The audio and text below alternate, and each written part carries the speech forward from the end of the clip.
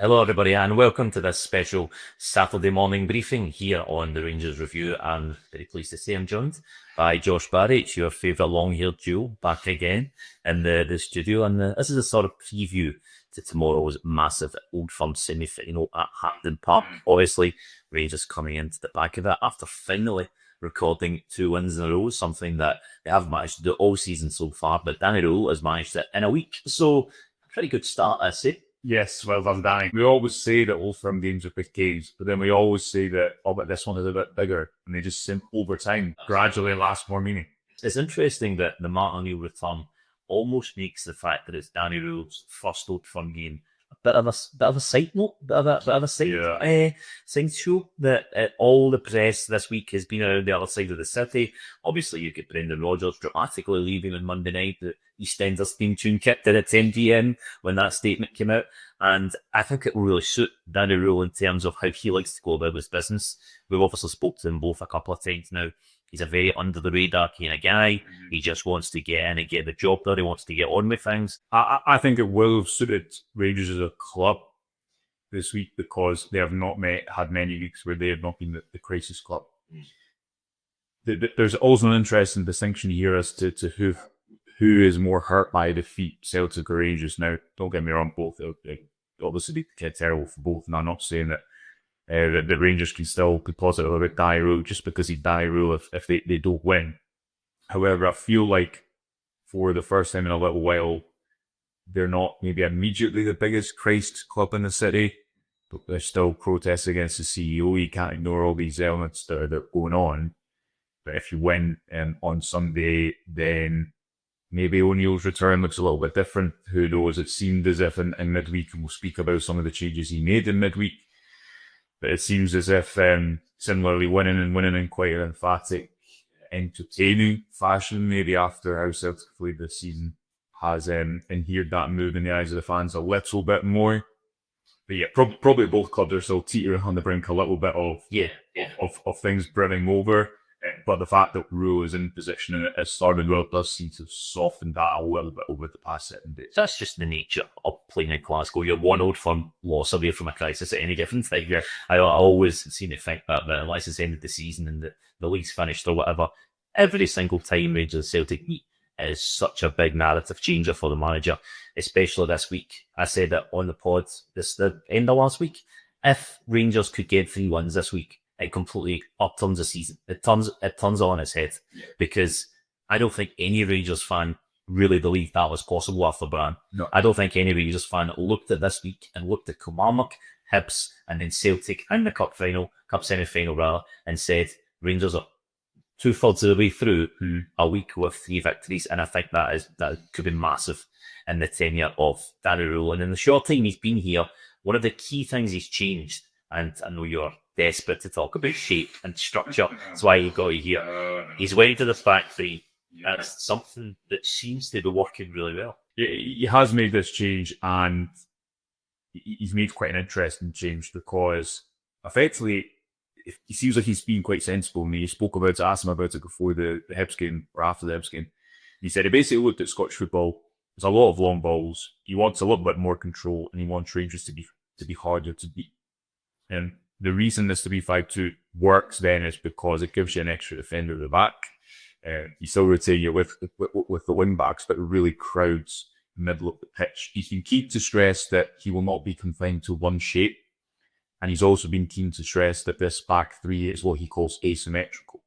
Now, before people start commenting and saying, what is that? Yeah, all that means is it's deliberately different on each side. What people can see on the screen is Rangers' shape off the ball in the lead up to the Newell's goal. And this ties together a few of the kind of fundamental points that Danny was spoken about. So they initially regained possession because they got a 4-3 at the back. They've got the 3 centre-backs and Nico Raskin. So they've got that kind of overload, heel to long ball.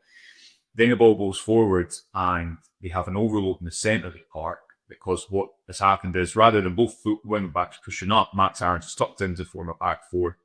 Jay McLomas pushed forward to kind of assume the role of a left winger. Chris Cadden in the frame, people can see, can only pass backwards. He doesn't want to. Then when Rangers limit ball through pressing, they've got the central bodies to attack Yusuf Trinity isn't isolated. You've got two strikers on the pitch, which ultimately wins them that game, right? Because no one else probably is finishing from that angle. All of that to say is that this back five, back three can be malleable. Is that the word? Malleable. Yeah, something like that. And the reason I think the structure works is just because coaches want to occupy the 5 lanes of the pitch, but often what you'll see in a possession dominant team is you have a back four, and then you rotate into it. So you push a full back inside, or you push a midfielder into the front 5. But because Rangers are automatically occupying these 5 lanes from the start, and then pivoting in and out, again in the spring, people can see, I think what Rule is, I guess, betting on a little bit at the moment is that a right winger in this moment doesn't matter as much for how he wants to play. He wants Rangers to be harder to beat. He wants to try and trap opponents to one side and basically be like, okay, from that Chris Cabin position, you can't really hurt us because you can't go in the middle, you can only go backwards, and we've got the men to deal with the long ball. McGoldman in this system to me looks like he knows exactly what he has to do, which is running behind at the right moment to stretch the play, and he looks good for it. But he was one of Rangers' best players of the weekend, probably the best player in that first half. He didn't have to worry about defending too much at tonight, which I thought was really telling, because when you put so much defensive responsibility on a young boy like that, it can become overwhelming and can become overbearing, especially in a big game. If the winger gets past him once, the crowd start to get nervous. Where they start to go, he's got his number today. But you look at Migoma, you give him that license to run, and we've seen it when David Green made that tactical substitution, because Migoma had him on toast in that first Spartacus kit. Yeah, he did. So maybe it made sense to like jump forward a little bit here and talk about how this looks at the weekend, because it ties in quite nicely. But I agree, it looks more comfortable and it's suiting the players. But if we put up the two teams, this is a team I think it's my prediction. It is not what I'm saying it is, it's my prediction. So if I pull it up in front of me at the moment, and again, referencing how this ties into the conversation about the shape, I think, and we can talk about Jeji Gisano maybe after, that you'll see one wing back who's more attacking and one wing back who's more defensive. I think that'll be James Tavernier on the right, maybe, essentially again. Yeah, I know this might look foolish coming Sunday morning. McGowan on the left, alongside Gisama. Celtic are, I'd say, down the right, the Carter Vickers without Johnson. But you'll see that shape then go to Rangers will try and trap Celtic probably in their right back position in the play now. Tavernier will swing back to form a back four, and Ngoma will be the one who pushes up. So there's all these little subtle tilts. You also get the safety of Derek Gurgulis being a left back. Now he's realised the left back and the left centre half as well. Exactly, so he's comfortable in it when it kind of changes shape, and that's what Rules be keen to point out. But at different points in the game, he can change shape without having to make a substitution. So when Rangers press, they press in the back four. But then when they build up, at points they're building up with 5 across the front line, which is arguably more attacking than some cases when you're building up in the back four. So maybe just gives them a little bit more flexibility. My only concern with your starting 11 there is that James Tavernier, more liable than not, likes to find himself all over the pitch. He likes to find himself in areas that the way that you've set it up here, it looks pretty structured. I can see it in my head. I can see the lines you're trying to draw for me. Does James Tavernier flip between right back and right winger pushing on? Because I see James Tavernier moving all over the park, and I think that's a valid concern that a lot of fans have. They look at James Tavernier and he's a little bit worried about over stuff at times. He picks the ball up all over the place, and when it's particularly not going well for Rangers, he maybe tries to do it all on his own. Yeah, well, I guess if we go to your team, if you look at the team that you and Chris have, and this is the other option. I can see the logic here too. So you have Tavernier part of back three. My concern with him in a back three sometimes is I don't think he's great defending crosses. You saw us with Bruce Anderson's header that Jack Button does really well to save at Ibrox. I think he couldn't have win back. Rangers have a real issue, and that's part of the reason I think San will come on to talk about in the front three too. They still don't look great there, and Rule spoke about that at his press conference. He said as confidence grows, that ought to improve. But Tavernier, maybe if you play him a right wing back, you can rely on a few more crosses, a few more good final balls. If you play in the back three, my concern here would be that this team as we have up on the screen, if we're looking at how Rangers pressed against Celtic and Goma really high and wide, you can't really do that, because then Gassan becomes your right back in that frame. And especially because Celtic can play with 2 high and wide wingers, I think you want to have two 2 fullbacks in the team, so you can go to that back four. Then you also get Hassan in that left half space position with Teo Asquard as in this team. That's been Rangers like only sustained kind of unique attacking weapon at Hassan, especially in end-to-end European games. Getting that as fullback, I think he's a little bit less impactful when he's on the right side of the pitch. So the team you have up here, that's the type of team I think, if he sticks with the back three rule, you'll see him play more and more in games where Rangers dominate ball home. Yeah. My concern with this team would be when you go to a back four, it's going to be Gasang or Agoma as your fullbacks. When Agoma can do that, Gasang, I don't think it gives you quite as much flexibility because maybe he can play as a right wing back, but hopefully as a trying to take going, he's not a right back when Rangers do then switch from that three to the back four. It should also be said that while we're saying, or we said that Rule's probably going to stick with this back three, but should you look at what Rangers has done against Celtic and switch it up and go back to this tempo this work? Number one, O'Neill's football's more direct. Celtic made about 200 less passes on average than they did in all the previous games combined. And midweek against Falker. Also, Barry Ferguson used the back three in the 3-2 win in April, May. So it's not to say that what Rangers have done before, it can work when they're playing the shape. I know you want to talk a little bit about the opposition, how we expect Mark Murray's Celtic to look like, because he's a one game. Obviously, blew Falkirk away, not a surprise, I don't think. I think everyone expected that game, no matter who's in charge, that Celtic would win that fairly comfortably. Mm-hmm. He obviously left Celtic 20 years ago now. Mm-hmm. He left playing a very functional style of football. Mm-hmm. He left playing a very direct style of football.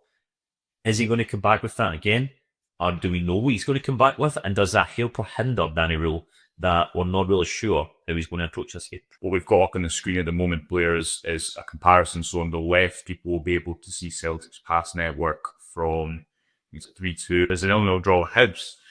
And the bigger the circle here, the more a player has spent on the ball, the more passes they've made. And you can see the 5 bigger circles. If you just notice how much the left back, Cam Gregor, right back Ralston, the 2 centre halves, how much volume they have on the ball compared to go to the front 5. If you look at the pass network on the right-hand side of the screen from Celtic's 4-0 win over Falkirk, it's very, very different. Fewer passes, so the circles are smaller, much smaller in the centre-back areas, a bit slightly different shape, less positional, less structured, more direct play between wing-back and full-back, so rather than having the full-backs really narrow, as against Hibs, they're kind of more conventional, traditional roles. Benjamin Negrin's playing right off of Johnny Kenny right up alongside him, and it's more of a midfield too. Mm.